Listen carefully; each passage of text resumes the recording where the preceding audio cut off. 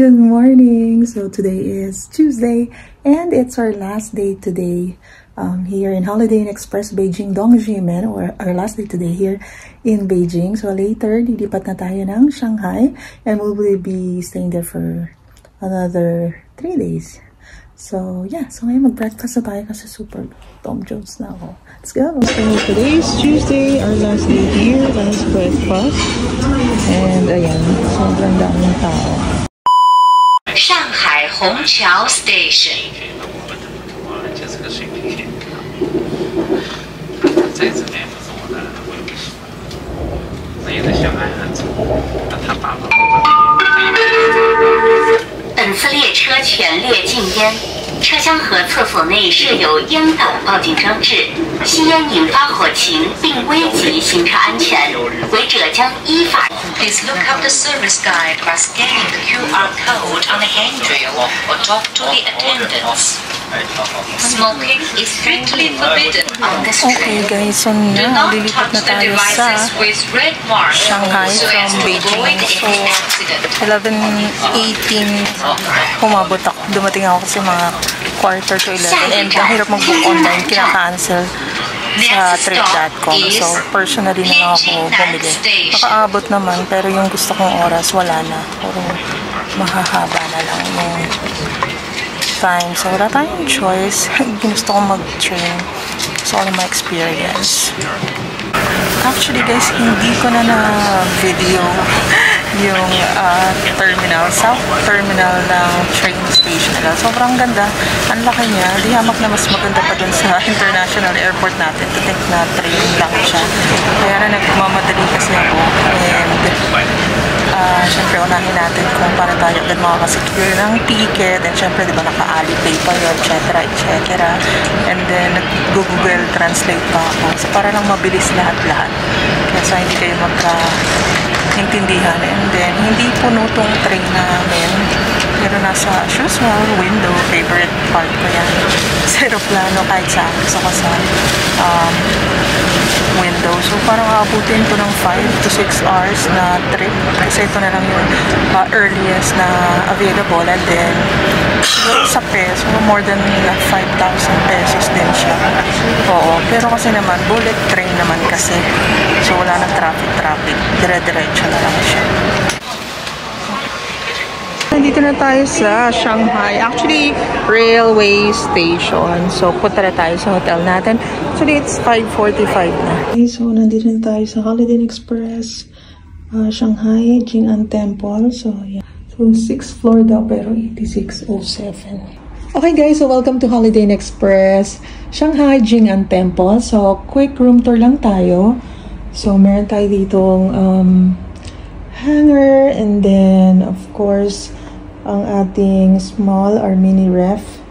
Then, meron din tayo ditong mga complimentary na coffee and tea, water, and of course, ayan, electric kettle. And then, on this side naman is meron lang tayo ditong sofa, and then, table and chair.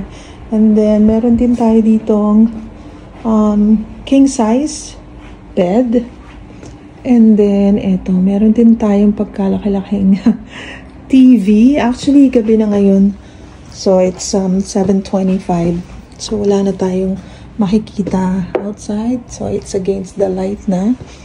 And then, dito naman sa side is yung ating water closet. Ayan. Then, ito yung ating light. And then, of course, ito yung water closet. And then, ito naman yung ating shower. And then, of course, it comes with shampoo, conditioner, and body wash. So, yan. Ito na siya, guys. Guys, ito nga pala yung modern side ng China, ang Shanghai. So, contactless na dito. Yeah. So, puro press na lang. So, ito yung kanilang power. And then, yung isa pang light. And then, this is for the curtain. Oh. Sorry. May pa-opening remarks yan. And then, ito naman yung kanilang charger. Yung staff, dahil gold member daw. Ayan, meron daw pa drinks.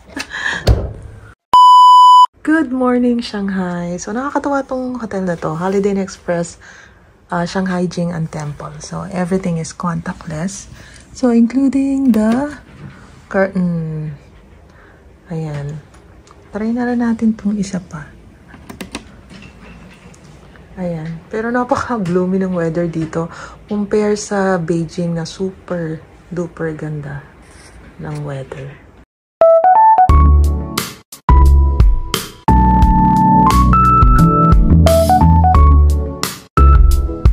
Hey guys, so breakfast time. Ang dami kong gutom kaya kailangan kong kumain. Kasi hindi ko na naman alam kung what time ako kakain later. Okay, good morning guys. Today is Wednesday. Grabe, rainy morning. Since dumating ako kahapon ng gabi hanggang ngayon, it's raining pa rin. Pero I only have one day to explore the city kasi tomorrow mag-Disneyland ako and then the next day, uwi na ng Pinas. So we don't have a choice. Let's G! Okay guys, so puro Chinese character. Pero ang dami nilang tindang mga classic mga food. Or is it mga bread? Okay, so let's walk through this alley. And anong meron? Yung basically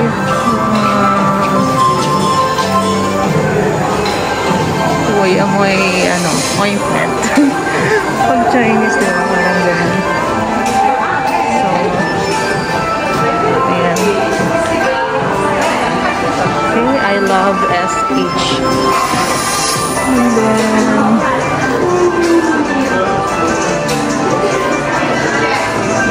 so, mga ointment ko, I know, hindi ko lang mabasa kasi walang English. All in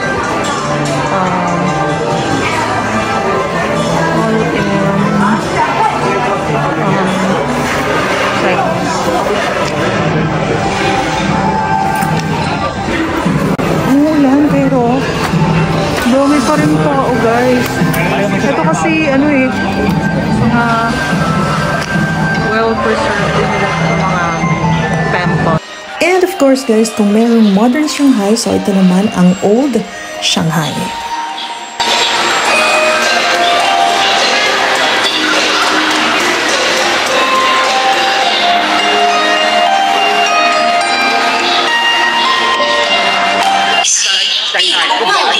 Guys, so nakakatuwa.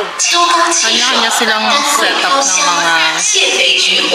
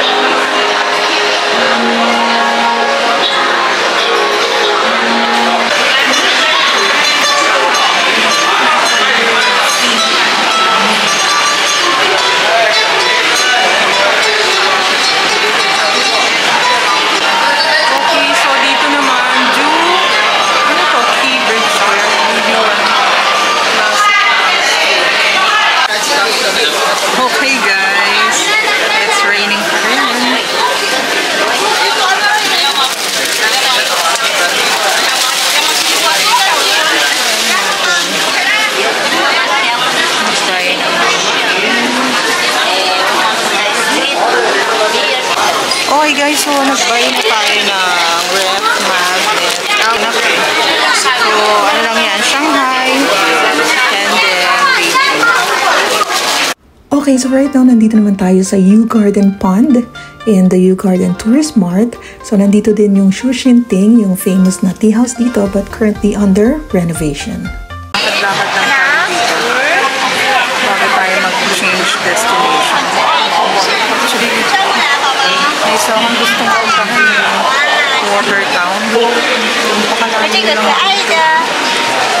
hindi ko alam kung kaya pa ba ng powers natin pumunta doon. Ayan siya.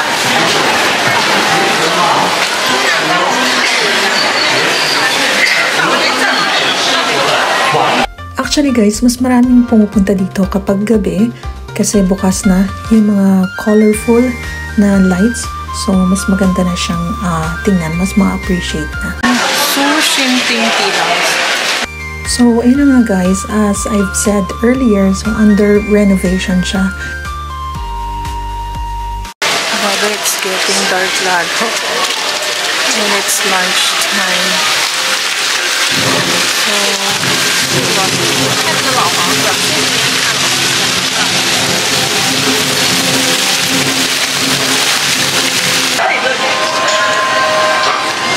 okay guys, so kung gusto niyo daw bumili ng ticket, may specific area para pumasok sa Yew Garden. Siyempre hindi na tayo papasok doon. But so far,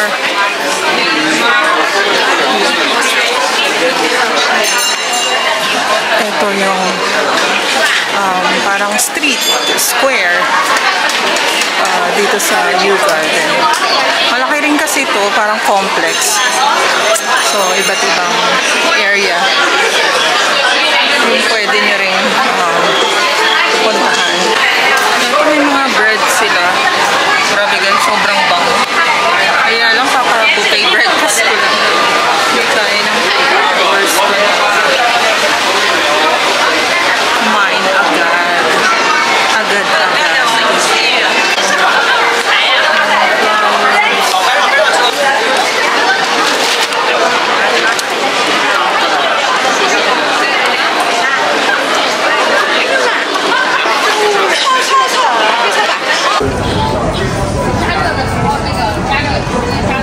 This is one of the classical street dito sa Yuyuan. Ang dami din dito guys. Ayan naman. May ointment na naman.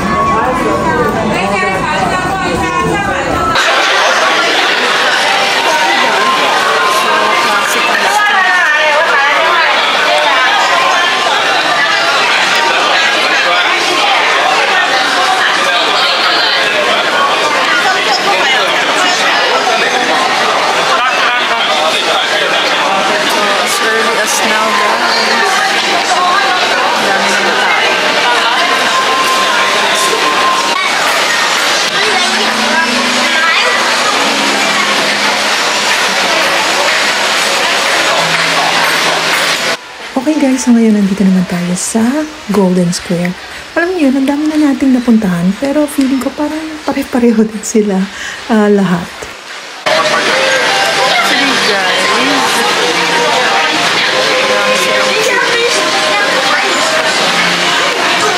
So it's now 11:40.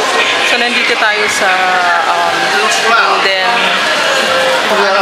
Golden Square, Golden Street, dito sa Yuyuan. So, famous siya for Yuan Garden. Kaya hindi na tayo makakapunta. Okay guys, so now pasok ulit tayo sa loob. So, dito tayo magla-lunch.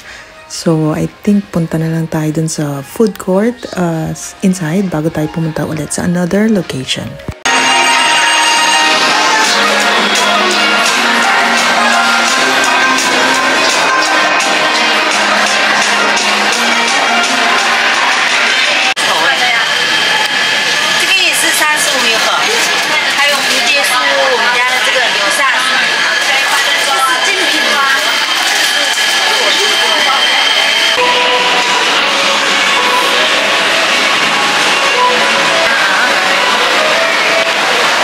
Okay guys, actually gusto ko sana dun sa Shake Shack pero syempre gusto natin i-try yung authentic na Chinese food. So nandito tayo ngayon sa food court. So dito kasi kukunin mo na lang yung food and then ipipay mo na lang.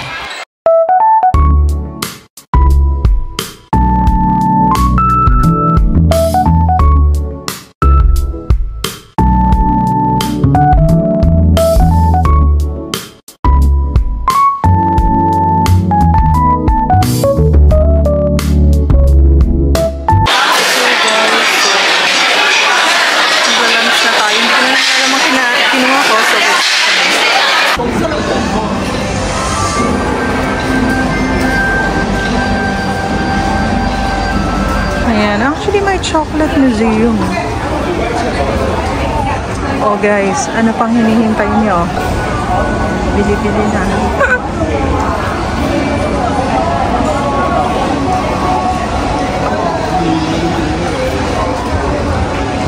Guys, ito yung favorite ko ng bata.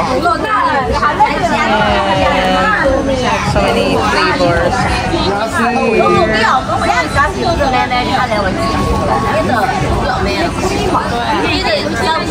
So, nag-buy na lang tayo ng mga favorite ng noodles. Okay, let's pay first. Okay guys, so nag-buy lang tayo ng mga sweets.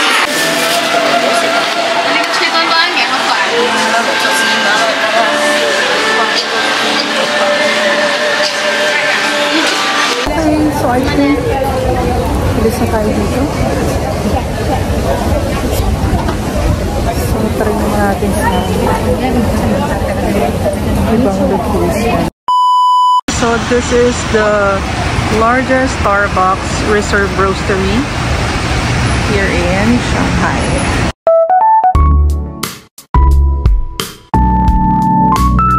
So, itong Starbucks Reserve Shanghai, kinuha nilang inspiration sa flagship roastery sa Shuttle sa US. Pero, na-exceed pa nila yung original scale kasi this location is 30,000 square feet. So, ito yung largest Starbucks Reserve sa Shanghai and second largest sa Asia. So, once you enter the store, ito agad ang makikita nyo, ang green bean station. So, yung green coffee beans, i-empty nila, then ililipat sa silos until roasting. So, ito namang nakikita nyo to sa gitna. This is the roaster. Ito namang roaster is located siya sa first and second floor. And these two large Probat N500 roasters will release coffee beans potential flavor with and after popping twice. Ito namang nakikita nyo na napakalaking kulay gold, that is the copper cask. So this large copper cask is not only the visual center of the entire space, but also the place where the coffee beans will be set and stored to preserve their flavor. And of course, this is the package station. So yung coffee na na-roast and bag dito will be shipped to Starbucks stores across China. And last but not the least is the transfer pipes. These overhead pipes distribute coffee beans throughout the roastery from start to finish.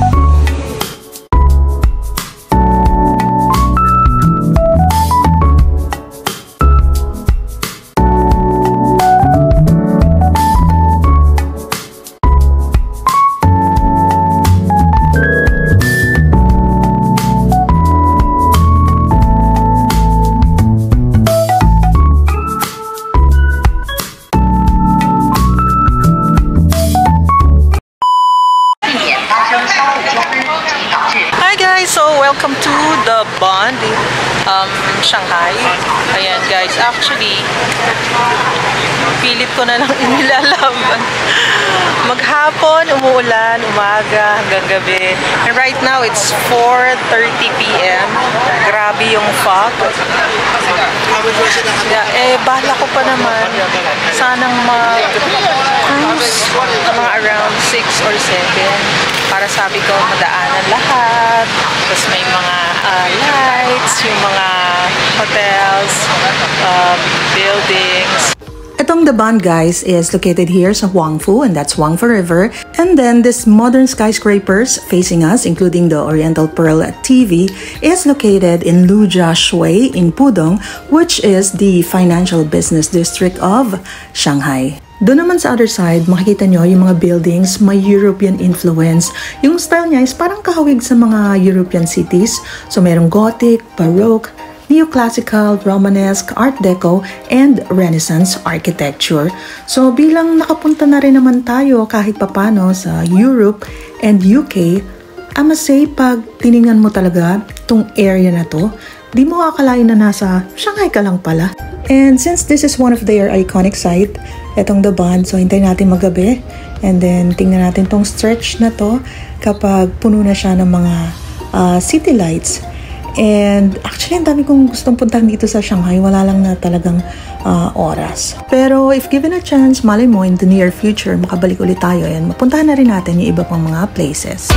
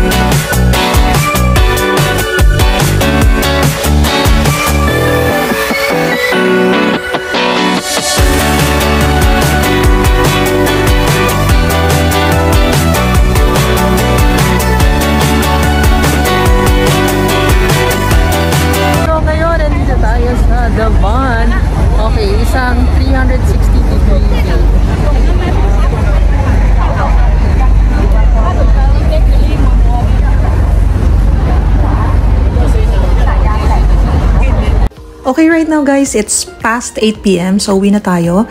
And magbubuk lang tayo ng ating car sa Didi. And then baka doon na rin lang tayo sa area natin sa hotel mag-dinner. Okay, so maglakad-lakad muna tayo papunta dun sa hintayan ng taxi. And then from here guys, so matatanaw niyo yung Oriental Pearl TV Tower. And I think guys, tong area na to is Nanjing Road. So ito yung pinaka-famous area dito sa Shanghai. And marami din ditong mga shopping malls. Ito pala yung hotel ko guys at night, Holiday Inn Express, Shanghai Jing'an Temple. Malapit nga lang pala dito yung Jing'an Temple pero nakalimutan ko ng puntahan. It's past 9 p.m. na, so siguro hanggang dito na muna guys. Thank you so much for watching, and if in case nagustuhan niyo ang video na to, don't forget to like, share, and subscribe. And pakihit na rin ang notification bell para updated kayo pag meron tayong mga bagong upload. So once again, thank you so much for watching, and I'll see you all again on my next vlog. Bye!